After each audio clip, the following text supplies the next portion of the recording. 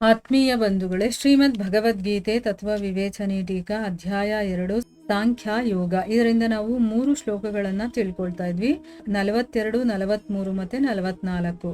ಓದ ಭಾಗದಲ್ಲಿ ನಾವು ಅದರ ಭಾವಾರ್ಥ ಏನು ಅಂತ ಅರ್ಥ ಮಾಡ್ಕೊಂಡ್ವಿ. ಅಂದ್ರೆ ಯಾರಿಗೆ ಭಗವಂತನಲ್ಲಿ ನಿಶ್ಚಯಾತ್ಮಿಕ ಬುದ್ಧಿ ಇರೋದಿಲ್ಲ ಅಂತ ಪುರುಷರು ಯಾರು ಅಂತ ತಿಳ್ಕೊಂಡ್ವಿ. ಯಾರು ವೇದಗಳಲ್ಲಿ ಯಾವ ಕರ್ಮಗಳನ್ನ ಮಾಡಿದಾಗ ನಮ್ಮ ಆಸೆಗಳನ್ನ ಪೂರೈಸ್ಕೋಬಹುದು ಅನ್ನೋ ವಿಷಯದ ಬಗ್ಗೆ ಎಕ್ಸ್ಪ್ಲನೇಷನ್ ಮಾಡಿದಾರೋ, ಅದರಲ್ಲಿ ಯಾರಿಗೆ ಆಸಕ್ತಿ ಇದೆಯೋ ಅಂಥವರು, ಯಾರು ಸ್ವರ್ಗವನ್ನೇ ಸರ್ವಸ್ವ ಅಂತ ಅನ್ಕೊಂಡಿರ್ತಾರೋ, ಯಾರು ಭೋಗ ಮತ್ತೆ ಐಶ್ವರ್ಯದಲ್ಲಿ ಅತ್ಯಂತ ಆಸಕ್ತರಾಗಿರ್ತಾರೋ ಅಂಥವರಿಗೆ ಪರಮಾತ್ಮನಲ್ಲಿ ನಿಶ್ಚಯಾತ್ಮಿಕ ಬುದ್ಧಿ ಅನ್ನೋದು ಇರೋದಿಲ್ಲ ಅನ್ನೋದು ನಾವು ತಿಳ್ಕೊಂಡ್ವಿ. ಈಗ ಪ್ರಶ್ನೆ ಏನಪ್ಪಾ ಅಂತಂದ್ರೆ, ಕಾಮಾತ್ಮಾನಃ ಅನ್ನುವಂಥ ಪದದ ಅರ್ಥ ಏನು? ಕಾಮಾತ್ಮಾನಃ ಅಂತ ಹೇಳಿದಾರಲ್ಲ, ಆ ಪದದ ಅರ್ಥ ಏನು ಅಂತ ತಿಳ್ಕೊಳ್ಳೋಣ. ಏನು ಉತ್ತರ ಅಂತಂದ್ರೆ, ಇಲ್ಲಿ ಕಾಮ ಅನ್ನುವಂಥ ಶಬ್ದ ಭೋಗಗಳ ವಾಚಕ. ಅಂದ್ರೆ ನಾವು ಏನಾದ್ರೂ ಒಂದು ಭೋಗಿಸ್ಬೇಕು ಅಂದ್ರೆ, ಒಂದು ಆಸೆಯನ್ನ ಪಟ್ಟು ಅದನ್ನ ಅನುಭವಿಸ್ಬೇಕು ಅಂತ ಅನ್ಕೊಳ್ತೀವಲ್ವಾ, ಆ ಒಂದು ಶಬ್ದಕ್ಕೆ ಕಾಮ ಅನ್ನುವಂಥ ಶಬ್ದವನ್ನ ಇಲ್ಲಿ ಕೊಟ್ಟಿದ್ದಾರೆ. ಆ ಭೋಗಗಳಲ್ಲಿ ಅತ್ಯಂತ ಆಸಕ್ತನಾಗಿ ಯಾವಾಗ್ಲೂ ಅದರದೇ ಚಿಂತನೆ ಮಾಡ್ತಾ ಮಾಡ್ತಾ ಯಾರು ಅದರಲ್ಲಿ ತನ್ಮಯರಾಗಿ ಹೋಗ್ತಾರೋ, ಈಗ ನಮ್ಗೆ ಏನಾದ್ರೂ ಒಂದು ಪಡಿಬೇಕು ಅನ್ನೋ ಒಂದು ಆಸೆ ಬಂದ್ಬಿಡ್ತು ಅಂತಂದ್ರೆ ಮನಸ್ಸಲ್ಲಿ ಯಾವಾಗ್ಲೂ ಅದೇ ಓಡ್ತಾ ಇರುತ್ತೆ, ನನ್ಗದು ಬೇಕು ಅಂತ ಅಂದ್ಬಿಟ್ಟು. ಅದಕ್ಕೋಸ್ಕರ ನಾವು ಏನೇನೋ ಯೋಚನೆಗಳನ್ನ ಮಾಡ್ತಾ ಇರ್ತೀನಿ, ಯೋಜನೆಗಳನ್ನ ಹಾಕ್ತಾ ಇರ್ತೀವಿ. ಆಮೇಲೆ ಯಾರು ಅವುಗಳ ಹತ್ತು ಹೋಗ್ತಾರೋ, ಅದನ್ನ ಹತ್ತು ಹೋಗ್ಬೇಕಾದ್ರೆ ತನ್ನ ಮನುಷ್ಯತ್ವವನ್ನ ಸರ್ವಥಾ ಮರ್ತು ಹೋಗಿರ್ತಾನೋ. ಅಂದ್ರೆ ನಾನು ಏನೋ ಒಂದು ಪಡಿಬೇಕು ಅಂತ ಅನ್ಕೊಂಡಾಗ ಅದಕ್ಕೋಸ್ಕರ ಒಬ್ಬ ಮನುಷ್ಯನಾಗಿರೋನು ಮನುಷ್ಯತ್ವವನ್ನು ಕೂಡ ಮರ್ತು ಹೋಗ್ತಾನೆ. ನಾವು ಮನುಷ್ಯರಾಗಿ ಹುಟ್ಟಿದ್ಮೇಲೆ ಮನುಷ್ಯತ್ವ ಅನ್ನೋದು ಇಟ್ಕೊಂಡಿರ್ಬೇಕು, ಆಗ ನಾವು ಮನುಷ್ಯರು ಅಂತ ಅನ್ನಿಸ್ಕೊಳ್ಳೋದು. ಇಲ್ಲಾಂದ್ರೆ ನಾವು ಪ್ರಾಣಿಗಳಿಗೆ ಸಮ ಆಗ್ಬಿಡ್ತೀವಿ ಅಲ್ವಾ. ಆದ್ರೆ ನನ್ನ ಆಸೆಯನ್ನ ಪೂರೈಸ್ಕೋಬೇಕು ಅನ್ನೋದಕ್ಕೋಸ್ಕರ ಮನುಷ್ಯತ್ವವನ್ನೇ ಕಳ್ಕೊಳ್ಳೋ ಅಂತ ಒಬ್ಬ ಮನುಷ್ಯ ಇರ್ತಾನಲ್ಲ, ಅಂತಹ ಭೋಗಾಸಕ್ತ ಮನುಷ್ಯರ ವಾಚಕವಾಗಿ ಇಲ್ಲಿ ಕಾಮಾತ್ಮಾನಃ ಅನ್ನುವಂಥ ಪದವನ್ನ ಹೇಳಿದ್ದಾರೆ. ಈಗ ಅರ್ಥ ಆಯ್ತಲ್ವಾ ಕಾಮಾತ್ಮಾನಃ ಅಂತಂದ್ರೆ ಏನು ಅಂತ. ಮುಂದಿನ ಪ್ರಶ್ನೆ ಏನು ಅಂತಂದ್ರೆ, ವೇದವಾದರತಃ ಇದರ ಅರ್ಥ ಏನು ಅಂತನ್ಬಿಟ್ಟು. ಈಗ ಕಾಮಾತ್ಮಾನಃ ಗೊತ್ತಾಯ್ತು, ವೇದವಾದರತಃ ಅಂದ್ರೆ ಏನು ಅಂತ ತಿಳ್ಕೊಳ್ಳೋಣ. ಉತ್ತರ ಏನು ಅಂತಂದ್ರೆ, ವೇದಗಳಲ್ಲಿ ಈ ಲೋಕ ಮತ್ತೆ ಪರಲೋಕಗಳ ಭೋಗಗಳ ಪ್ರಾಪ್ತಿಗೋಸ್ಕರ ಬೇಕಾದಷ್ಟು ರೀತಿಯ ಬೇರೆ ಬೇರೆ ಕಾಮ್ಯ ಕರ್ಮಗಳ ವಿಧಾನವನ್ನ ಮಾಡಿದ್ದಾರೆ. ಮತ್ತೆ ಆ ಕರ್ಮಗಳ ಭಿನ್ನವಾದಂತಹ ಫಲಗಳ ಬಗ್ಗೆನೂ ಕೂಡ ಹೇಳಿದ್ದಾರೆ. ಅಂದ್ರೆ ಈ ಲೋಕ ಅಷ್ಟೇ ಅಲ್ಲ, ಈಗ ಈ ಲೋಕದಲ್ಲಿ ನಾನು ಇವಾಗ ತುಂಬಾ ಬಡವನಾಗಿದ್ದೀನಿ, ನಾನು ಸಾಹುಕಾರ ಆಗ್ಬೇಕು, ಅದಕ್ಕೋಸ್ಕರ ನಾನು ಏನ್ ಮಾಡ್ಬೇಕು, ಏನೋ ಒಂದು ಪೂಜೆ ಹೋಮ ಹವನ ಈ ರೀತಿ ಏನೋ ಒಂದು ಕರ್ಮವನ್ನ ಹೇಳಿದ್ದಾರೆ. ಇಂಥ ಕೆಲಸ ಮಾಡಿದ್ರೆ ನಿನಗೆ ಈ ಒಂದು ಫಲ ಸಿಗುತ್ತೆ ಅಂತನ್ಬಿಟ್ಟು. ಇಷ್ಟೇ ಅಲ್ಲ, ಈ ಲೋಕ ಬಿಟ್ಟು ಈ ಲೋಕದಲ್ಲಿ ಇರೋವರೆಗೂ ಆಯ್ತು, ಮುಂದಿನ ಲೋಕಕ್ಕೆ ಹೋದ್ರೂ ನಾನು ಚೆನ್ನಾಗಿರ್ಬೇಕು ಅಥವಾ ಆ ಲೋಕಗಳು ನನಗೆ ಸಿಗಬೇಕು ಅಂತಂದ್ರು ಕೂಡ ಅದಕ್ಕೋಸ್ಕರ ಬೇರೆ ಬೇರೆ ಕರ್ಮಗಳನ್ನ ಹೇಳಿದ್ದಾರೆ, ಆ ವಿಧಾನಗಳನ್ನ ಹೇಳಿದ್ದಾರೆ. ಅದನ್ನ ಮಾಡೋದ್ರಿಂದ ಕೆಲವೊಂದು ಫಲಗಳು ಕೂಡ ನಮಗೆ ಸಿಗುತ್ತೆ. ಆ ಫಲಗಳು ಯಾವುದು, ಏನು ಮಾಡಿದ್ರೆ ಏನು ಸಿಗುತ್ತೆ ಅನ್ನೋದ್ರ ಬಗ್ಗೆ ಕೂಡ ಅದರಲ್ಲಿ ಹೇಳಿದ್ದಾರೆ. ವೇದದ ಆ ವಚನಗಳಲ್ಲಿ ಮತ್ತೆ ಅದರಲ್ಲಿ ಹೇಳಿರುವ ಒಂದು ಫಲಗಳು ಏನಿದೆಯೋ ಆ ಫಲರೂಪಿ ಭೋಗಗಳಲ್ಲಿ, ಈಗ ಇಲ್ಲಿ ಫಲರೂಪಿ ಭೋಗ ಅಂತ ಯಾಕೆ ಹೇಳಿದ್ದಾರೆ ಅಂತಂದ್ರೆ, ನಾನು ಏನೋ ಒಂದು ಕೆಲಸವನ್ನ ಯಾಕೆ ಮಾಡ್ತೀನಿ, ಏನೋ ಒಂದು ಇಚ್ಛೆ ಇಟ್ಕೊಂಡು ಮಾಡಿರ್ತೀನಿ, ನನಗದು ಸಿಗುತ್ತೆ ಅನ್ನೋದಕ್ಕೋಸ್ಕರ ಮಾಡಿರ್ತೀನಲ್ಲ, ಅದು ಕೂಡ ಭೋಗ ಅಂತ ತಾನೇ ಅನ್ನಿಸ್ಕೊಳ್ಳುತ್ತೆ.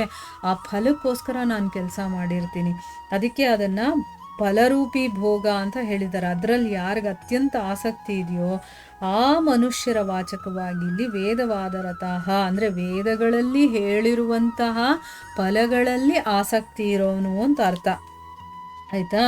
ವೇದಗಳಲ್ಲಿ ಜಗತ್ತಿನ ಕುರಿತು ವೈರಾಗ್ಯವನ್ನ ಉಂಟು ಮಾಡುವಂತಹ ಮತ್ತೆ ಪರಮಾತ್ಮನ ಯಥಾರ್ಥ ಸ್ವರೂಪದ ಪ್ರತಿಪಾದನೆ ಮಾಡುವಂತಹ ಯಾವ ವಚನಗಳಿದೆಯೋ ಅವುಗಳಲ್ಲಿ ಪ್ರೀತಿ ಇಡುವ ಮನುಷ್ಯರ ವಾಚಕವಾಗಿ ಇಲ್ಲಿ ವೇದವಾದರತಃ ಅನ್ನುವಂಥ ಪದ ಇಟ್ಟಿಲ್ಲ.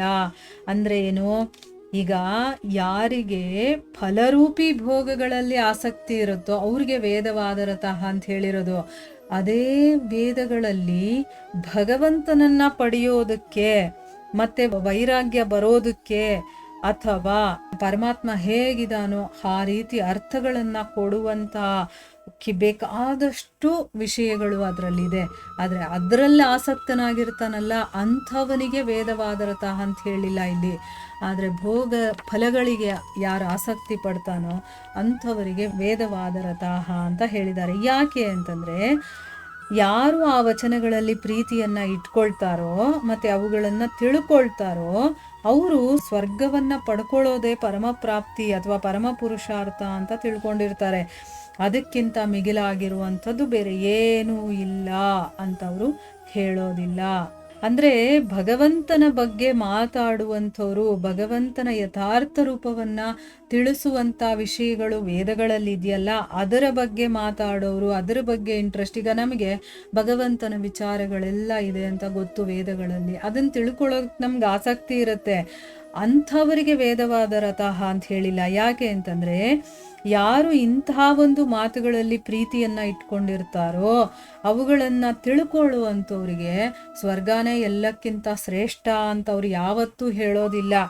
ಆಯಿತಾ? ಅವರು ಸಮಸ್ತ ವೇದಗಳ ವಾಸ್ತವಿಕ ಅಭಿಪ್ರಾಯ ಏನು ಅಂತಂದರೆ ಆ ಭಗವಂತನ, ಆ ಪರಮಾತ್ಮನ ಸ್ವರೂಪದ ಪ್ರತಿಪಾದನೆ ಮಾಡೋದು ಅನ್ನೋದು ಅವ್ರಿಗೆ ಗೊತ್ತಿರುತ್ತೆ.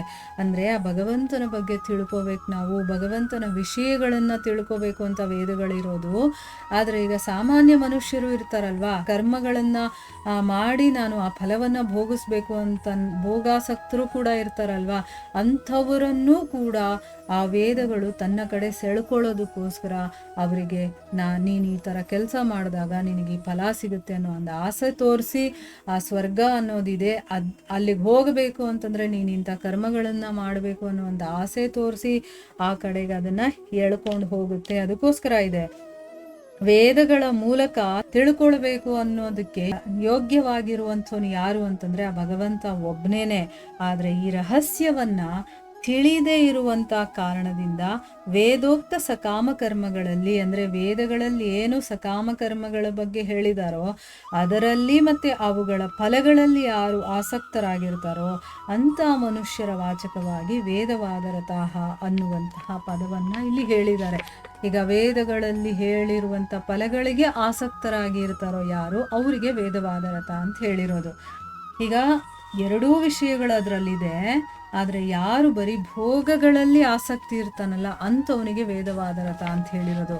ಆದರೆ ಪರಮಾತ್ಮನ ವಿಷಯನೇ ವೇದಗಳಲ್ಲಿ ಇರೋದು ಅಂತ ಗೊತ್ತಿರೋ ಮನುಷ್ಯನಿಗೆ ಅದು ಹೇಳಿಲ್ಲ ಅನ್ನೋದು ಇದರ ಅರ್ಥ. ಈಗ ನಮ್ಗೆ ಸ್ವಲ್ಪ ಮಟ್ಟಿಗೆ ಅರ್ಥ ಆಗಿದೆ ಅಲ್ವಾ? ಮುಂದಿನ ಪ್ರಶ್ನೆ ಏನು ಅಂತಂದರೆ, ಸ್ವರ್ಗಪರಾಹ ಅನ್ನುವ ಪದದ ಅರ್ಥ ಏನು ಅಂತಂದ್ಬಿಟ್ಟು ಉತ್ತರ ಏನು ಅಂತಂದರೆ, ಸ್ವರ್ಗವನ್ನೇ ಪರಮ ಪ್ರಾಪ್ಯ ವಸ್ತು ಅಂತ ತಿಳಿಯುವವರ ಬುದ್ಧಿಯಲ್ಲಿ ಸ್ವರ್ಗಕ್ಕಿಂತ ಮಿಗಿಲಾದ ಪ್ರಾಪ್ತಿ ಮಾಡಿಕೊಳ್ಳಲು ಯೋಗ್ಯವಾದ ಯಾವ ವಸ್ತುವೂ ಇಲ್ಲವೇ ಇಲ್ಲ ಅನ್ನುವ ಕಾರಣದಿಂದ ಪರಮಾತ್ಮನ ಪ್ರಾಪ್ತಿಯ ಸಾಧನೆಗಳಿಂದ ವಿಮುಖವಾಗಿರುವವರ ವಾಚಕವಾಗಿ, ಅಂದರೆ ಕೆಲವು ಮನುಷ್ಯರು ಇರ್ತಾರೆ, ನಿನಗೇನು ಬೇಕು ಅಂದರೆ ನನಗೆ ಸ್ವರ್ಗ ಬೇಕು ಅಷ್ಟೇ, ಆ ಸ್ವರ್ಗಕ್ಕಿಂತ ಹೆಚ್ಚಿನದ್ದು ಏನೂ ಇಲ್ಲ, ಸ್ವರ್ಗನೇ ಅವರ ಪ್ರಕಾರ ಒಂದು ಉನ್ನತ ಮಟ್ಟದಲ್ಲಿ ಇರುವಂಥದ್ದು, ಅದನ್ನು ಬಿಟ್ಟು ಇನ್ನೂ ಅದಕ್ಕಿಂತ ಉನ್ನತವಾದಂಥದ್ದು ಏನೂ ಇಲ್ಲ. ನಾವು ಪಡ್ಕೋಬೇಕಾಗಿರುವಂತಹ ಅತ್ಯಮೂಲ್ಯವಾದಂಥ ಒಂದು ಲೋಕ ಆಗಿರ್ಬೋದು, ಒಂದು ಜಾಗ ಆಗಿರ್ಬೋದು, ಅಥವಾ ಪದವಿ ಆಗಿರ್ಬೋದು, ಏನೇ ಯೋಚನೆ ಮಾಡಿದ್ರು ಸ್ವರ್ಗ, ಅಲ್ಲಿಗಿಂತ ಮುಂದೆ ಅವರು ಯೋಚನೆ ಹೋಗೋದೇ ಇಲ್ಲ. ಆ ರೀತಿ ಯಾರು ಅರ್ಥ ಮಾಡ್ಕೊಂಡಿರ್ತಾರಲ್ಲ, ಅಂದರೆ ಅದಕ್ಕಿಂತ ಉನ್ನತವಾದಂಥದ್ದು ಬೇರೆ ಏನೂ ಇಲ್ಲ ಅಂತ ಅವ್ರು ತಿಳ್ಕೊಂಡಿರ್ತಾರೆ. ಅಂದರೆ ಅವರು ಕಂಪ್ಲೀಟಾಗಿ ಭಗವಂತನಿಗೆ ವಿಮುಖರಾಗಿರ್ತಾರೆ. ಭಗವಂತನ ಬಗ್ಗೆ ಅವ್ರಿಗೆ ಒಂದು ಸ್ವಲ್ಪನೂ ಕೂಡ ಚಿಂತನೆ ಇರೋದಿಲ್ಲ. ಅಂಥ ಮನುಷ್ಯರಿರ್ತಾರಲ್ಲ ಅವ್ರಿಗೋಸ್ಕರ ಇಲ್ಲಿ ಸ್ವರ್ಗಪರಾಹ ಅನ್ನುವಂಥ ಪದವನ್ನು ಯೂಸ್ ಮಾಡಿದ್ದಾರೆ. ಅಂದರೆ ಅವ್ರಿಗೆ ಸ್ವರ್ಗ ಬಿಟ್ಟು ಬೇರೆ ಪ್ರಪಂಚನೇ ಇಲ್ಲ, ಅದೇ ಉನ್ನತವಾದಂಥ ಒಂದು ಲೋಕ, ಅದೇ ನಾವು ಪಡ್ಕೋಬೇಕಾಗಿರುವಂಥದ್ದು, ನಮ್ಮ ಗುರಿ ಅದೇ ಅಂತ ತಿಳ್ಕೊಂಡಿರ್ತಾರಲ್ಲ ಅಂಥವರಿಗೋಸ್ಕರ ಇಲ್ಲಿ ಸ್ವರ್ಗಪರಾಹ ಅನ್ನುವಂಥ ಶಬ್ದವನ್ನು ಪ್ರಯೋಗ ಮಾಡಿದ್ದಾರೆ. ಇಲ್ಲಿಗೆ ನಾವು ನಿಲ್ಲಿಸೋಣ. ಹರೇ ಕೃಷ್ಣ.